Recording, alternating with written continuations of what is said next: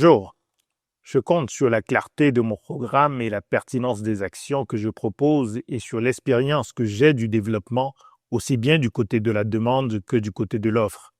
Fin de citation. C'est ainsi que l'ancien ministre de l'économie de la Mauritanie, Sidi Ould Tah, défendait sa candidature à la présidence de la Banque africaine de développement, la BAD, dans une interview accordée à Radio France Internationale. C'est bien lui qui prendra la tête de l'institution africaine de financement du développement qui a la plus grande légitimité politique et historique. Il prendra le relais d'Akinwumi Adesina, ancien ministre de l'Agriculture du Nigeria, qui aura fait 2 mandats de 5 ans, le maximum autorisé. Sous sa présidence, la BAD a connu une augmentation historique de son capital qui est passé de 93 à 318 milliards de dollars et a contribué de manière significative à la réponse africaine aux conséquences économiques de la pandémie de COVID-19. C'est à Khartoum, au Soudan, que les représentants de 25 gouvernements du continent se sont réunis en septembre 1964 pour ratifier l'accord multinational portant création de la Banque africaine de développement, avec comme mission de porter le projet de développement économique des pays africains nouvellement indépendants, une ambition indissociable de la vision d'unité africaine incarnée sur le plan politique par l'Organisation de l'Unité africaine, l'OUA, créée 1 an plus tôt, en 1963. Sidi Ould Tah sera donc le 9e président de plein exercice de la BAD, élu par le conseil d'administration composé de 81 pays actionnaires, dont 54 pays africains dits régionaux et 27 non-africains. Une victoire éclatante au 3e tour de vote avec 76,18% du total des voix et 72,37% des suffrages des pays africains. Dans les pays de nationalité des candidats qui ont battu campagne pendant des mois et qui ne seront pas à la tête de l'institution, de nombreux articles évoquent un échec de leur diplomatie respective, avec parfois des critiques virulentes. Ces polémiques ont peu d'intérêt. Tous les 5 candidats, dont une candidate d'Afrique du Sud, dont on ne peut considérer la diplomatie comme défaillante à l'échelle du continent, avaient d'excellents dossiers, témoignant de l'expérience et des compétences essentielles nécessaires pour diriger une grande banque de développement.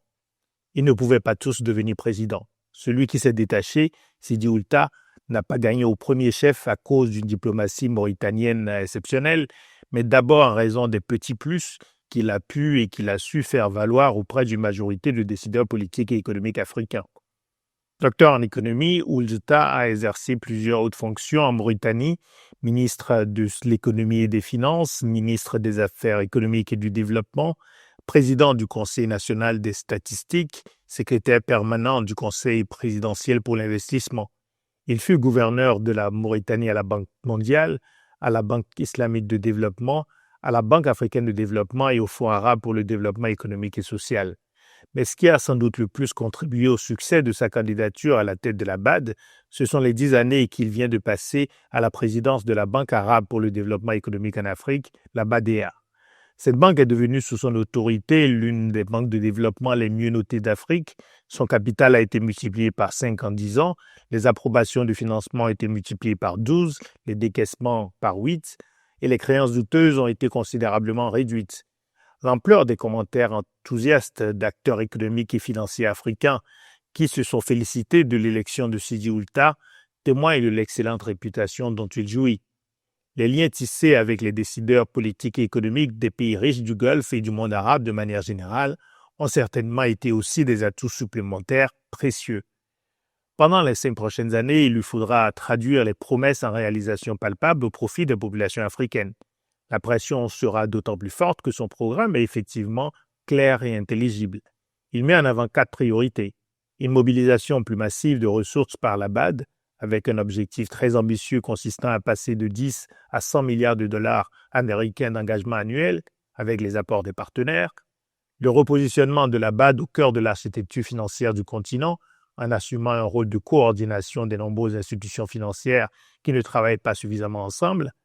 L'investissement dans la jeunesse pour en faire un acteur majeur de la transformation structurelle de l'Afrique, avec des propositions concrètes pour le financement des micro et des petites et moyennes entreprises, aujourd'hui majoritairement informelles, et enfin le développement des infrastructures résilientes pour une industrialisation compatible avec les contraintes imposées par le changement climatique.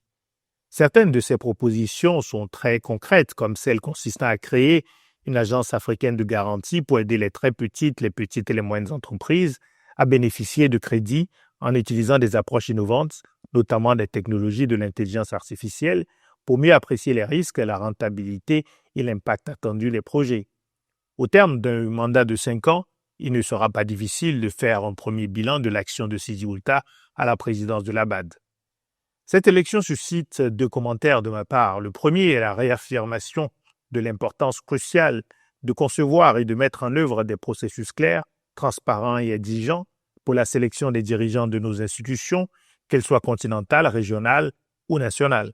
Chacun des présidents de la BAD depuis sa création avait sa personnalité, ses qualités, des défauts, un équilibre particulier des différentes compétences souhaitables pour la fonction, mais tous ont apporté une contribution positive au développement de l'institution et aucun ne s'est révélé inapte à occuper cette fonction. Parce que le processus ne permet pas d'aboutir au choix d'une personnalité notoirement incompétente ou profondément malhonnête. Nous avons besoin au niveau des organisations régionales et dans chacun des États africains de filtres de candidatures stables et exigeants pour le choix des personnes appelées à diriger des institutions cruciales pour la stabilité, la sécurité et le progrès économique et social d'un pays ou de toute une région. C'est un message que nous portons à Ouati depuis plusieurs années dans le cadre de nos propositions sur les institutions nécessaires pour des États qui soient à la fois démocratiques et efficaces en matière de résultats pour les populations. Le deuxième commentaire consiste à réaffirmer le lien indissociable entre les défis économiques et les défis politiques et à rejeter la pertinence d'une hiérarchisation entre ces défis.